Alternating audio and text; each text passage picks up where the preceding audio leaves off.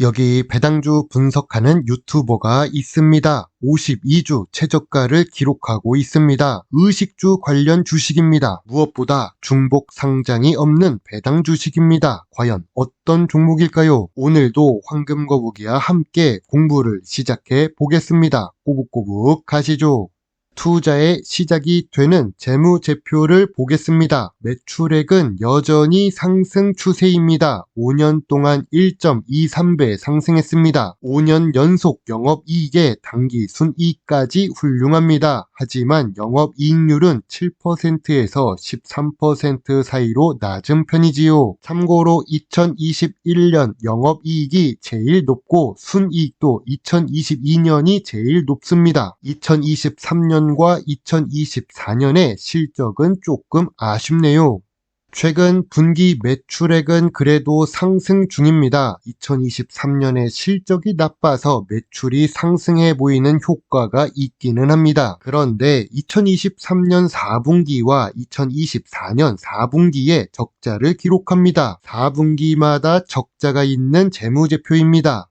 5년 평균 ROE는 10% 이상입니다. 하지만 2023년과 2024년의 ROE는 10% 이하를 기록하고 있지요. 최근 ROE가 하락했다는 부분은 아쉽습니다. 그래도 이 주식은 부채 비율이 낮습니다. 2024년 3분기 부채 비율은 92%를 기록 중입니다. 재무 안정성은 좋아 보이네요. 오늘 분석할 종목은 휠라홀딩스입니다. 52주 최저가를 기록해서 분석하게 되었습니다. 그리고 휠라홀딩스는 제가 이번 겨울에 입었던 롱패딩 브랜드입니다. 의식주 관련 주식은 쉽게 망하지 않지요. 휠라홀딩스는 의류 및 신발 업종에 속해 있습니다. 황금거북이가 좋아하는 배당 주식에다가 시가총액이 높은 대형 주식입니다. 좋은 재무제표와 좋은 재무 안정성을 가지고 있는 휠라홀딩스입니다. 5년 평균 ROE는 좋지만 최근 2년 동안 낮아졌습니다. 휠라홀딩스는 고점 대비 59% 하락했는데 이 고점은 2019년의 고점입니다. 오히려 전염병 사태 이전에 좋은 주가 흐름을 가지고 있는 주식이죠. 매출은 2020년부터 다시 상승 추세입니다. 그러나 영업이익은 2023년부터 2024년에 4천억을 넘어가지 못하고 있습니다.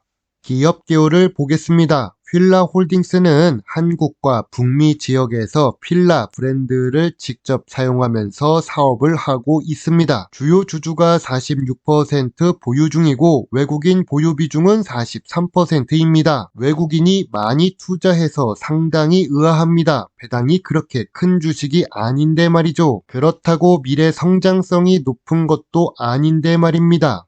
휠라홀딩스는 우리나라보다 해외에서도 많이 알려진 회사입니다. 수출 비중이 80%가 넘는 주식이죠. 이렇게 해외에서 유명한 회사는 미래 성장성이 높습니다. 좁은 국내 시장보다는 넓은 해외에서 사업을 해야 하니까요. 참고로 황금거북이 역시 해외에 있는 시간이 더 많습니다. 휠라홀딩스의 한국 매출은 오히려 감소하고 있습니다. 국내 소비 심리가 나빠졌다는 뜻이지요. 아쿠시네트 골프 매출 비중은 80%입니다. 하지만 황금거북이는 골프와는 친하지 않습니다.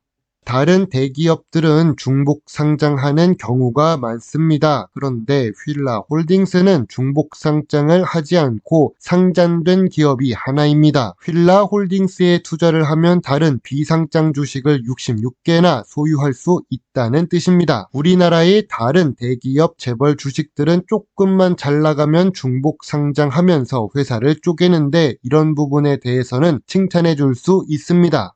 뉴스를 보겠습니다. 휠라홀딩스를 이용해서 승계 곡간을 채우고 있다는 소식입니다. 매그너스 홀딩스에 700억을 배당한다고 하는데요. 휠라홀딩스의 회장은 80세로 고령입니다. 고령의 회장은 상속 문제가 있지요. 한국은 상속세가 높기 때문에 승계 리스크가 발생할 수 있습니다. 그래서 승계 전에는 주가를 누르는 현상이 자주 발생합니다. 최근 주가 흐름의 부진도 이런 영향을 받을 수 있다고 봅니다. 또한 승계를 위한 700억 배당을 하는 모습은 아쉽습니다.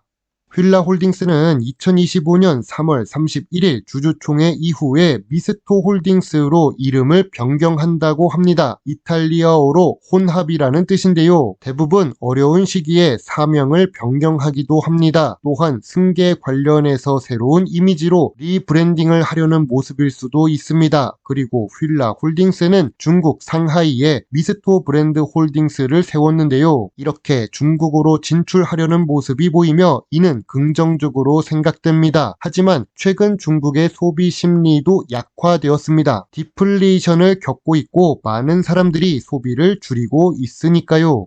전통적인 투자 기준으로 휠라홀딩스 주식을 보겠습니다. 의류, 섬유 업종의 PER은 8배인데 2024년 3분기 휠라홀딩스의 PER은 20배입니다. 동일 업종보다 높은 PER을 기록 중입니다. 5년 기준으로 보더라도 딱히 매력적이라고 생각이 들지는 않습니다. 그럼 PBR은 어떨까요? 2024년 3분기 PBR은 1.1배입니다. 5년 기준으로 보면 낮은 수준이지요. 하지만 의식주 관련 주식인데 PBR이 1배 이상이면 조금 불안합니다. 제가 그래서 그동안 휠라홀딩스 주식을 분석하지 않은 이유도 있습니다. 황금거북이는 저 PER에 저 PBR 주식을 좋아하니까요.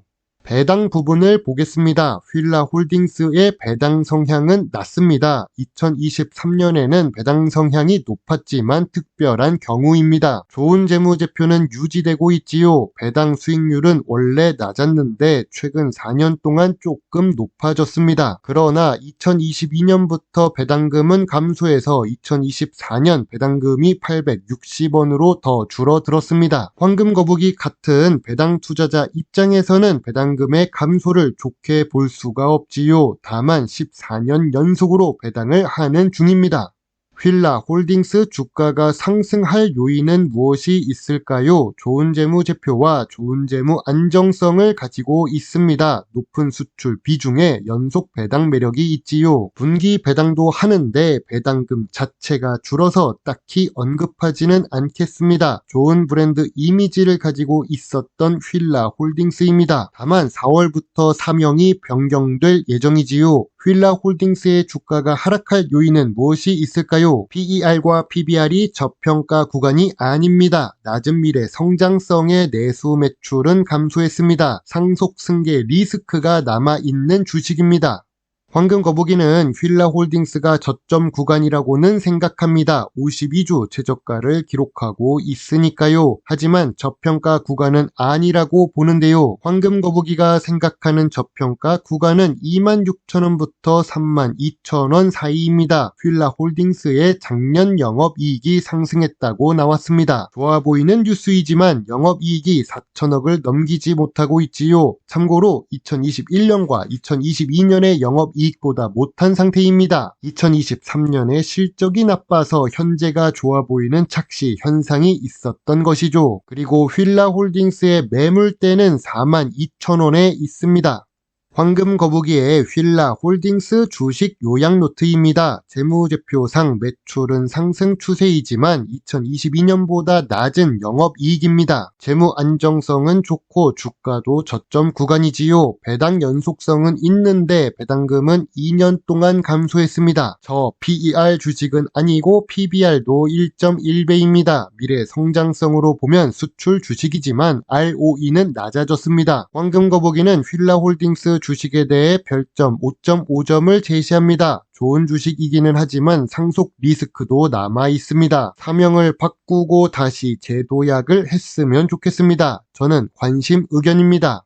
사명을 바꾸고 내수 매출 회복과 실적 상승이 먼저 있어야 할 것 같습니다. 그리고 나서 휠라홀딩스에 투자를 해도 늦지 않다고 봅니다. 여러분의 소중한 답글과 좋아요는 저에게 큰 힘이 될 수 있습니다. 물론 투자의 책임은 매수 매도 단추를 누른 본인에게 있다는 것도 잊지 말아주세요. 배당 주식을 좋아하고 투자하고 공부하는 황금거북입니다. 감사합니다.